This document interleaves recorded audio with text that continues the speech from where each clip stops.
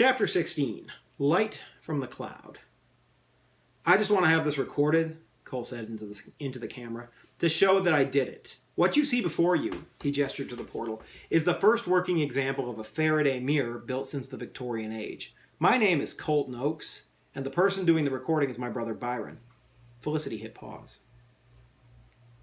This was the third time she and Charles had watched the video and seen the tennis ball fly in and drop back out. Tears paved twin paths down her cheeks. They stared at the freeze frame for a few moments. Then Felicity clicked the mouse, closing the window. She scrolled through Cole's files, repeating the words, thank you, under her breath.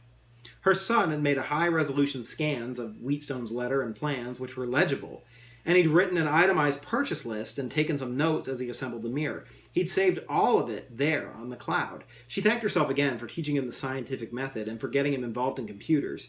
Using his online journal, she could, she hoped, recreate it.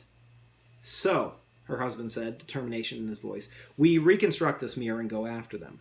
He pushed back the library chair and stood, placing his hands on his wife's shoulders. Yes, Felicity agreed. I know I can build this. We've got the money, the insurance check for the house. Let's drive down to Concord and buy an expensive laptop. Then I'll rush deliver all the equipment and parts. Okay, Charles nodded. And let's not rebuild the house. I'll buy a cheaper trailer home and have it delivered to our property. It'll give you a place to work, and the portal should appear near the original location. Okay. She wiped away a tear and smiled. Charlie, can this work? It has to, he said, lowering his voice and glancing around the library. It was pretty empty on a Tuesday afternoon. How long will it take you to build?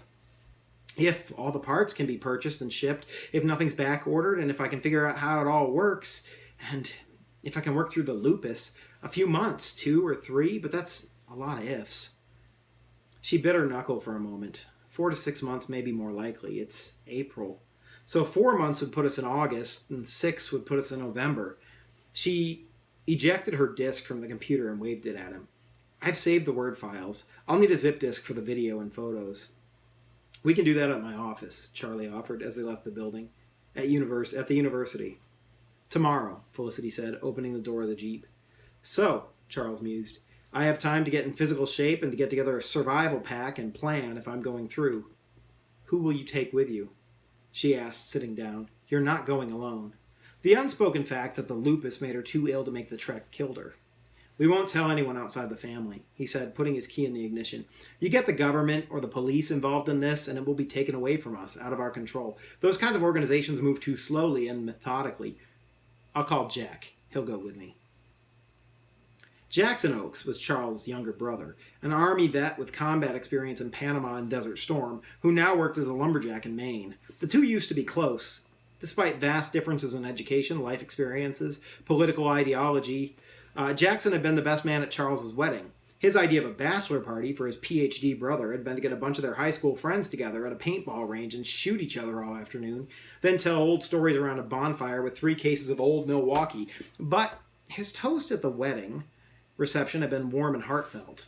He was a stereotypical upstate New Yorker, rough on the outside and full of small-town prejudices, but kind-hearted and extremely loyal to those whom he knew and loved. The last time he and Charlie had seen each other had been 3 years ago at a family reunion, where they'd parted angry after a fight about politics. They hadn't talked since. He's got a lot of useful skills, Charles said, a bit defensively, and I trust him. Felicity nodded. She and Jackson had a turbulent relationship for many years, until the kids were born and they finally began to understand each other. Shared unconditional love will have that effect, she realized. Still, the tension existed between them. Yet, she had to admit that he was a logical choice. Call him, she said. And mail him a copy of the video. He won't fully believe you until he sees it. You need to stay here and keep the mirror open, Charles said. Before we get caught up in the future, Felicity opened her door again. Charlie raised a questioning eyebrow. Let's start with the present. It's barely noon. We have time to get down to Concord and buy that computer. Maybe we can get a mobile home, too. She handed him her Nokia. I'll drive, you talk. He nodded, stepping out, and switched places with her. They closed the doors, and Felicity turned the key. Let's roll.